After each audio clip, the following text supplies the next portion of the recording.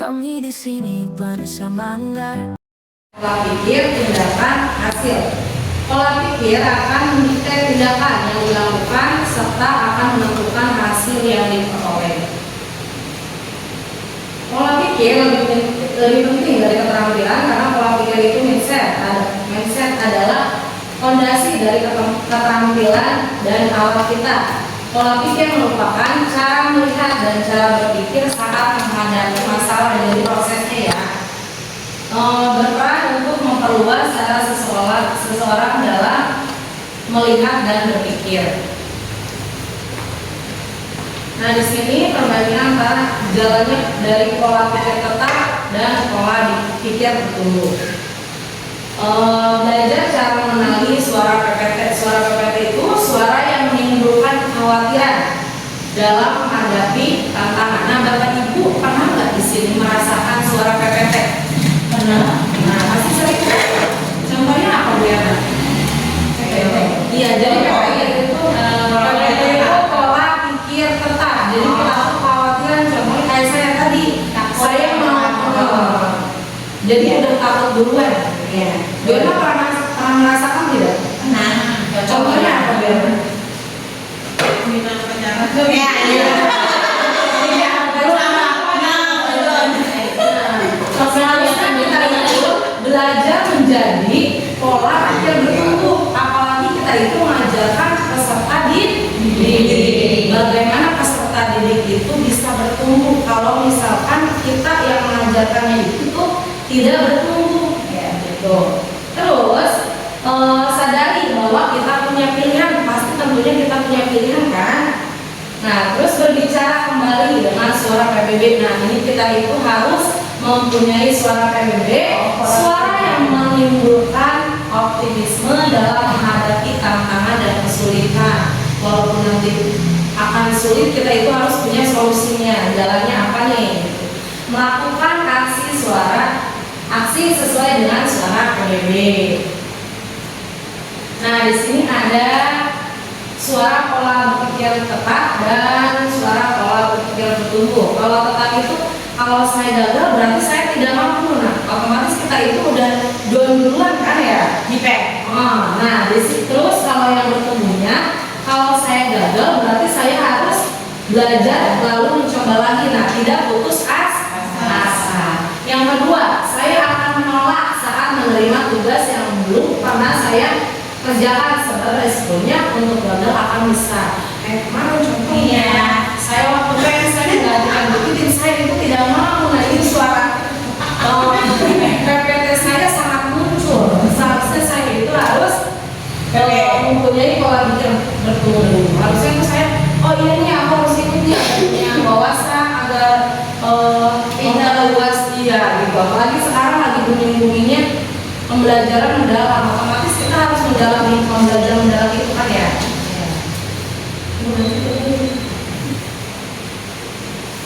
Nah, di sini komunikasi belajar tentunya berpusatnya kepada guru, murid, orang tua dan kolega ya.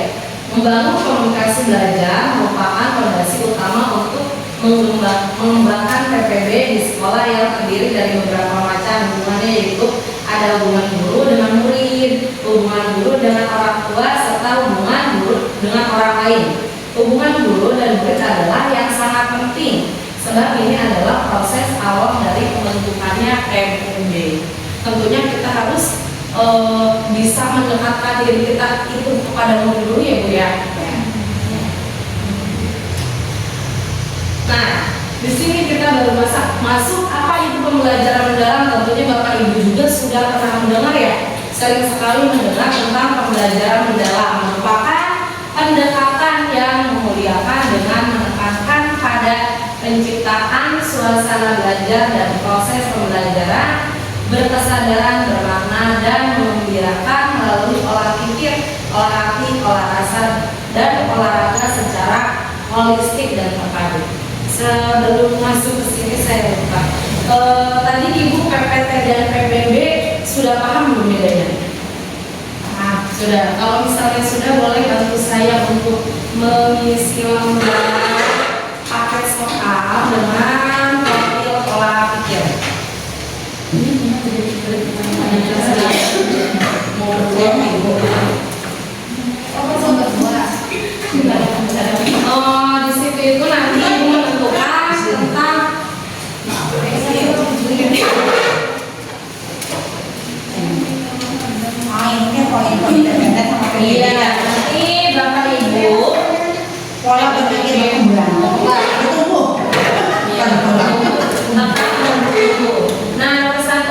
memiliki kelemahan dan melakukan beberapa hal, setuju atau tidak?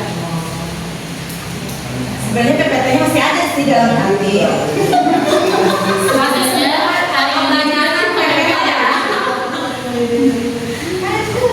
Kalau PPT itu yang sering banyak kecil. Manusia tidak sempurna. Tidak masalah Tidak masalah, bisa saya bahas sebagai kesempatan untuk belajar. Setuju? Kalau orang lain melakukan sesuatu yang lebih baik dan juga baik, maka mereka saya akan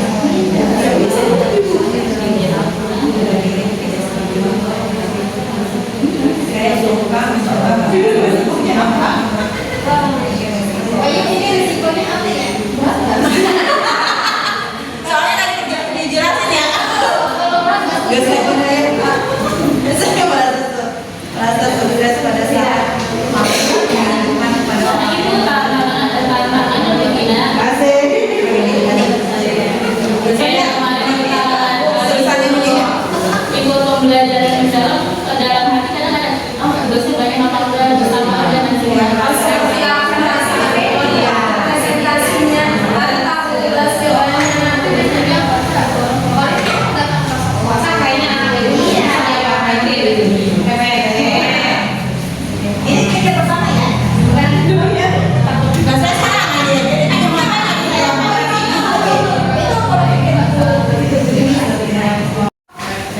ada Nah sekarang saya mau minta ibu, tentunya banyak kejadian ya yang ibu pernah alami di sekolahan atau diri pribadi masing-masing. Ibu tuliskan dulu permasalahannya apa. Permasalahan sama di kelas. boleh di kelas, boleh pribadi. Asal jangan di rumah ya bapak ibu.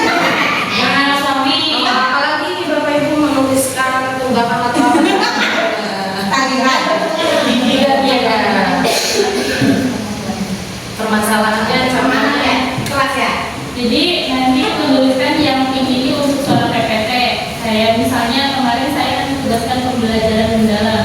Dalam hati saya bisa nggak saya melakukan bimtek pelatihan pembelajaran mendalam? Kira-kira tugasnya banyak atau enggak? Gitu. Bapak bisa nggak ngerjainnya? tulis tentang ketakutan kita ya, kekhawatiran kita. Tapi yang PPT itu Iya, PPT.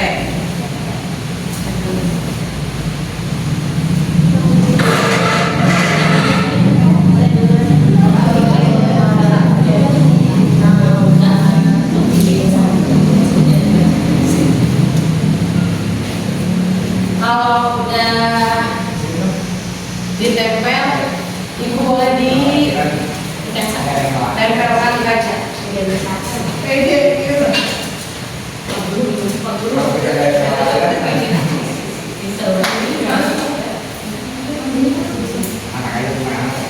ya nggak apa-apa.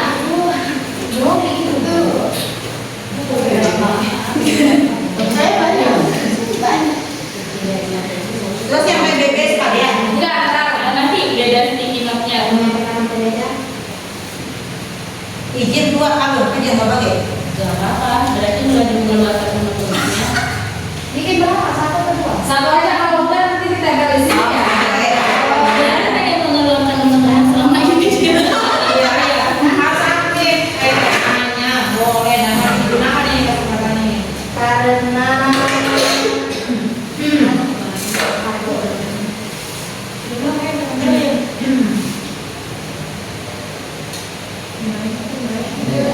kehabisan, menyerahkan. Nah, kembalikan. Baca ya soalnya.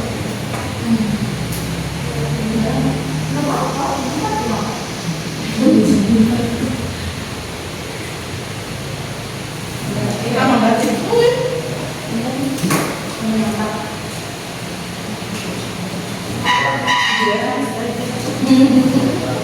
Sudah Bapak Ibu, silakan ditempel di bawah PPT. Tuh. Solusinya, PPT-nya, Nanti kalau kita ingat posisi Bapak Ibu di sebelah mana? Nanti untuk menempelkan PBB-nya. Iya, jadi kita tuh tahu PPT kita harus PPT-nya PPT Gimana? Solusinya gimana? ini mah problem solving. Iya. Ini Berna silakan ditulis PPB-nya. Bukan PBB ya Bu ya, PPB. Kalau PBB barisan mungkin udah PBB.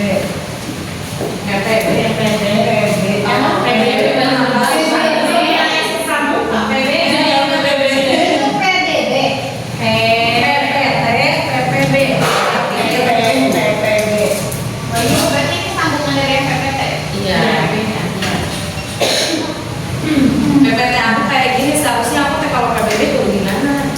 Ya, contohnya saya tadi kan Masalah serangan jauh sorangan. jadi di PPD saya kalau orang lain bisa kenapa saya tidak?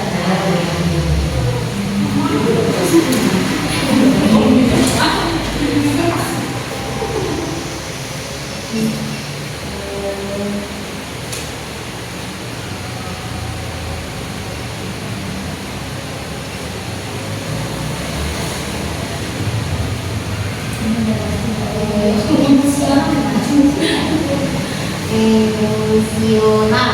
Kalau Bapak Ibu nanti ada yang mau Saya menyampaikan fokus silakan ya. terbuka, nggak harus yang nunggu yang apa namanya hasil pelatihan. Kalau punya ilmu baru, sharing. Lu minta waktu buat ngobrol. Silakan ditempel di samping yang tadi PPT yang itu. Berna langsung mau pakai solusi Berna. Gimana solusinya Berna?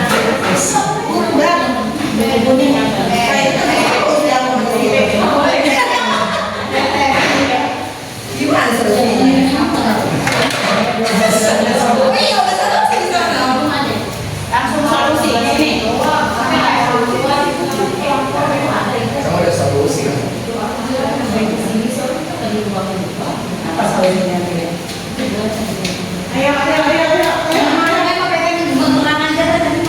Solusinya bagaimana solusinya? Ya, Iya emang. PPB juga ada solusi ya.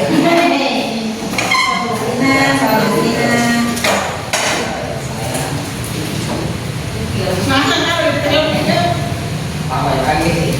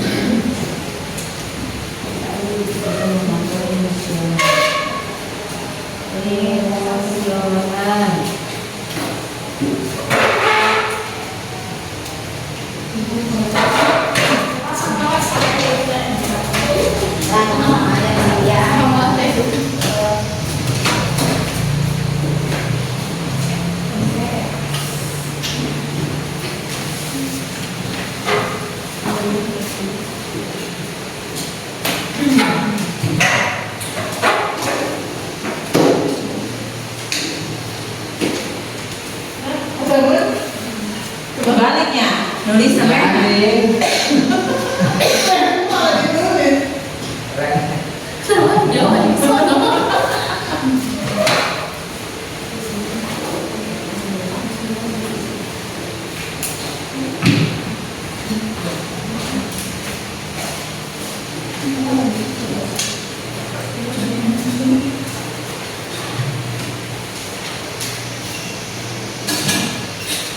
Oke, kita membacakan yang paling atas ya.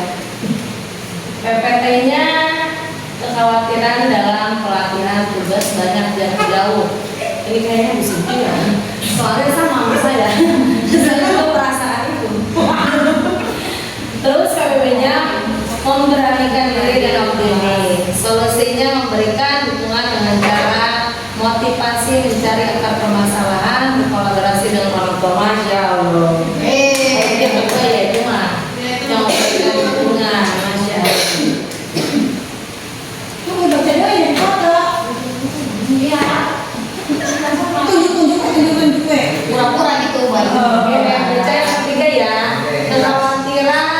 tidak dapat menyajikan pembelajaran yang bermakna di kelas. Betul memang.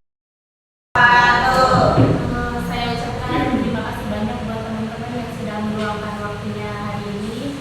Alhamdulillah saya diberi kesempatan untuk memberikan penjelasan tentang pembelajaran mendalam. Nah, hari ini yang akan saya jelaskan yaitu inquiry kolaboratif. Bapak Ibu, jujur aja saya kemarin waktu mengikuti pembelajaran mendalam itu baru dengar yang namanya inquiry kolaboratif. Saya juga mau tanya ke Bapak Ibu, apakah pernah mendengar inquiry kolaboratif? Apa saya aja yang baru dengar kemarin gitu? Dengarnya inquiry doang. Inquiry, oke. Kalau teman-teman yang lain gimana? Gitu ya. Ya, teman-teman yang lain mungkin udah pernah memahami inquiry kolaboratif atau sering mendengar inquiry kolaboratif? Pernah dengar inquiry, Ya. psikologi. Ya, dalam pembelajaran itu kan. Ya, ternyata inquiry kolaboratif itu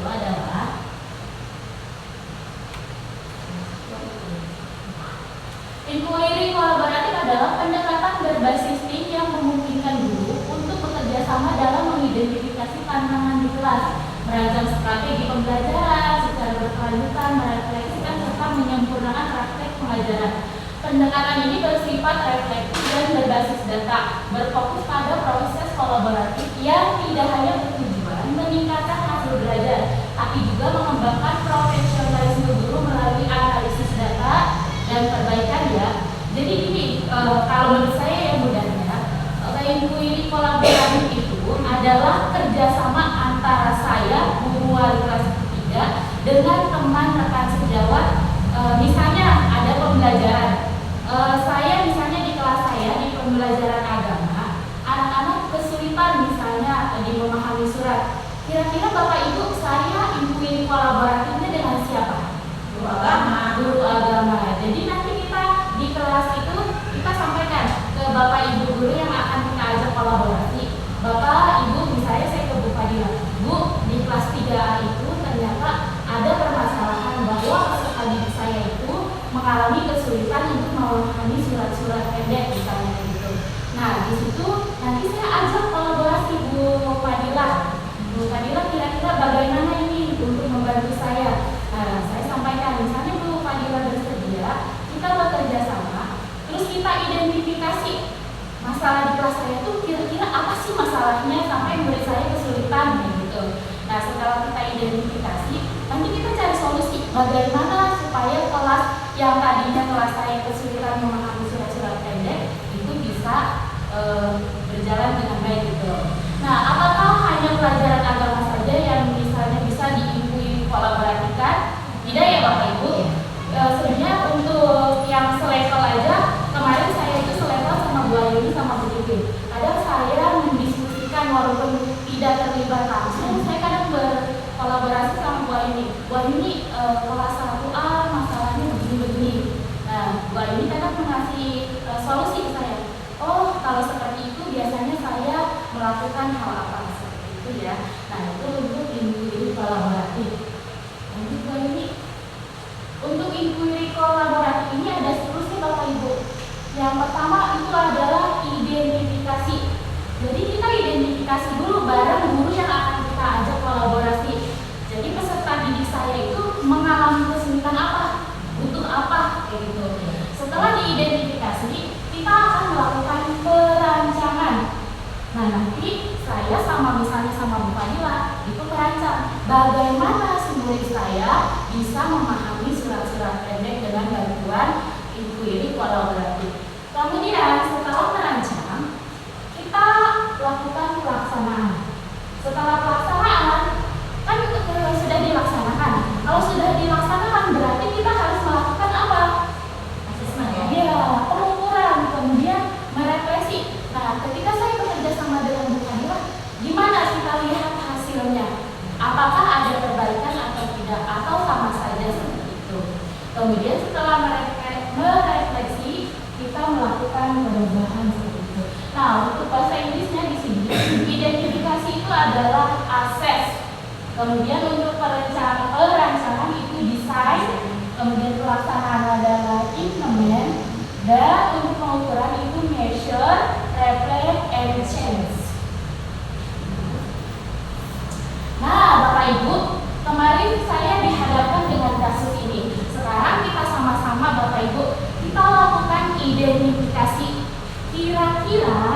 di kasus ini si bapak itu punya masalah apa?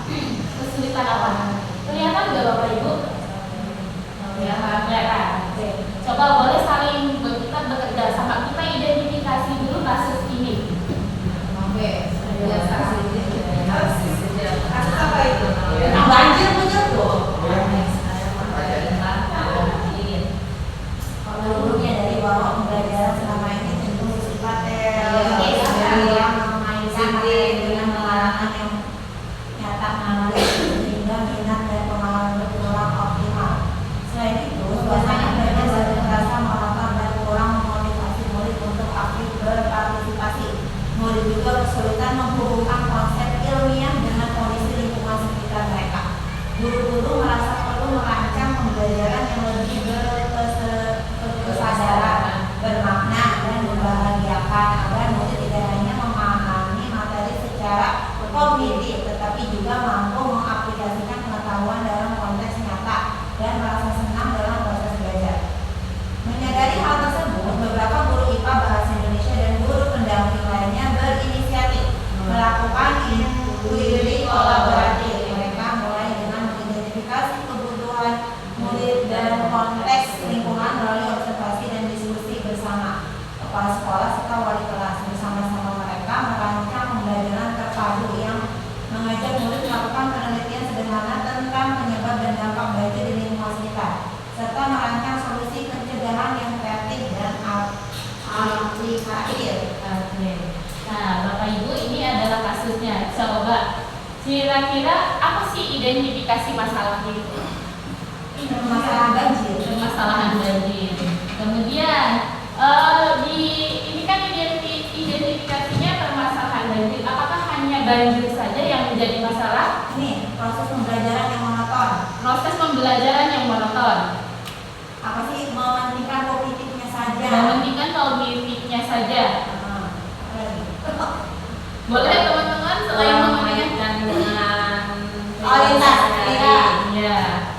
Ada lintas juga, Ada lagi? Sudah? Nah, kemudian di sini ada perancangan enggak? Dari kasus ini ada perancangan enggak? Ada. Di bagian mana yang perancangan Bapak Ibu? Alin yang ketiga. Yang mana? Beberapa guru IPA Bahasa Indonesia dan guru pendamping lainnya berinisiatif melakukan inquiry kolaboratif. Kemudian pelaksanaannya itu kepala sekolah tuh. kepala sekolah Observasi. Kemudian setelah mereka melaksanakan melakukan apa tadi refleksinya ada nggak? Iya, itu bersama-sama mereka merancang pembelajaran. Oke, mereka merancang pembelajaran terpadu. Kemudian ada perubahan nggak? Itu solusinya dengan kreatif dan aplikatif. Oke. Nah, di sini ada jawabannya, kita lihat bersama-sama. Bapak Ibu, untuk tahap ases atau identifikasinya di sini dijabarkan. Yang pertama, mengumpulkan data awal pemahaman murid melalui pretest dan observasi kelas. Di sini perannya si guru melakukan asesmen awal dan observasi. Untuk outputnya, data kebutuhan dan kondisi murid terkait materi banjir. Tadi kan identifikasi masalahnya itu tentang banjir. Yang kedua, dari skripsinya yaitu diskusi dengan wali kelas, kepala sekolah, orang tua untuk memahami konteks lingkungan. Tugasnya guru atau peran guru di sini, guru sebagai fasilitator atau pengelola, kemudian sebagai tim dokumentasi. Nah, outputnya sendiri itu adalah gambaran konteks lingkungan dan kebutuhan pembelajaran yang relevan. Diskusi antar anggota tim. Nah, tadi kan ada lintas disiplin ilmunya. Apa aja tadi? Ada IPA, Indonesia. Nah, kemudian guru sebagai fasilitator dan pengelola juga. Nah, untuk outputnya nanti kita fokus ke area inquiry kolaboratif. Setelah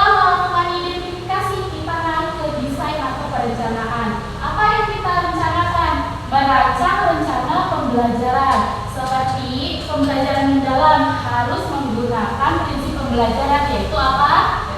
BBM, berkesadaran, bermakna, dan menggembirakan.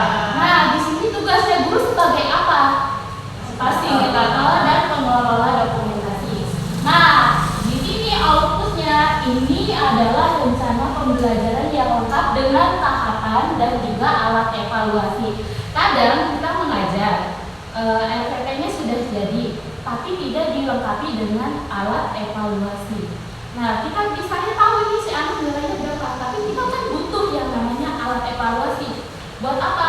Buat supaya kita tahu ini anak tuh ada progresnya atau tidak seperti itu. Kemudian menyiapkan instrumen observasi, lembar kerja dan asesmen formatif. Bapak Ibu saya tanyakan sekarang, ketika kita mengajar di kelas, apakah kita membawa lembar observasi untuk anak?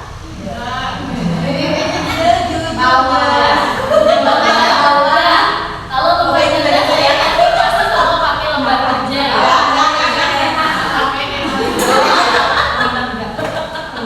Kemudian pakai format asesmen atau tidak? Penilaian. Iya. Pakai Biasanya kita kadang ngasih LKPD, ngasih soal doang, tapi tidak ada rubrik asesmen ada. Ada di laptop.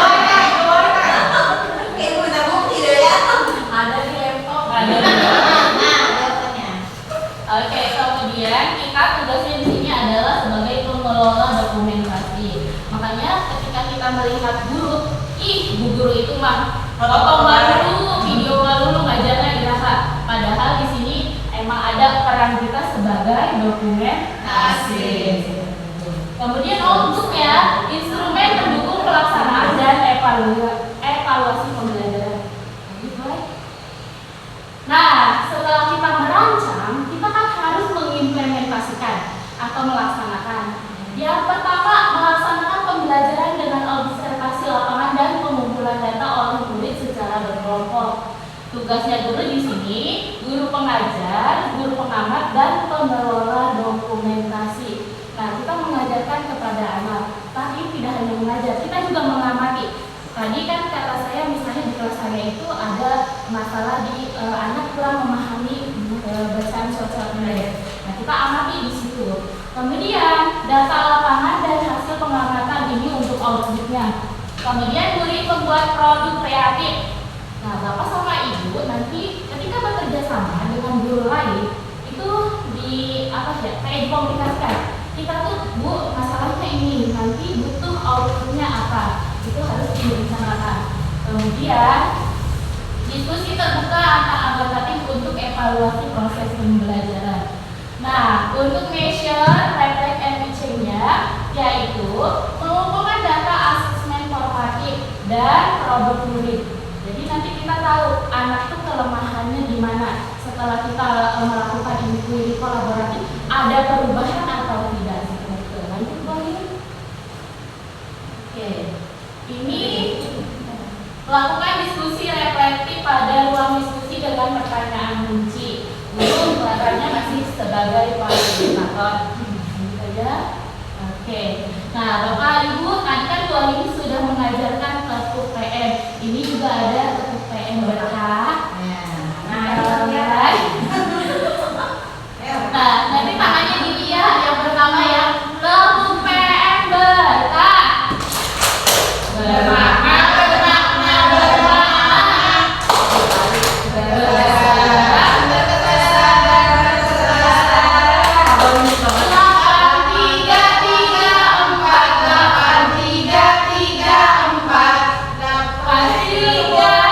Ini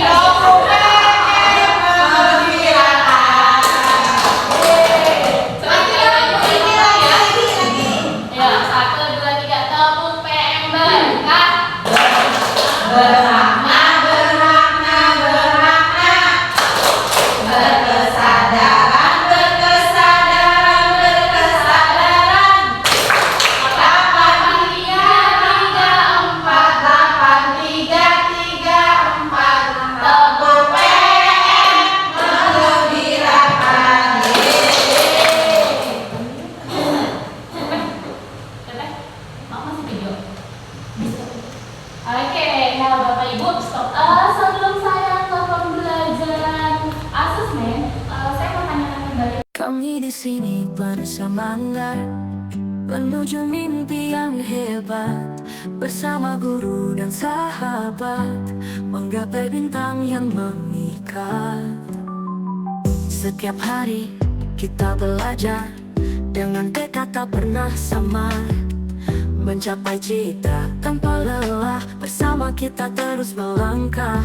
Setiap hari kita belajar dengan tekad tak pernah samar, mencapai cita tanpa lelah.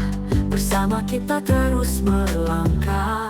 Stand Chile itu satu juara, menyinari jalan penuh warna.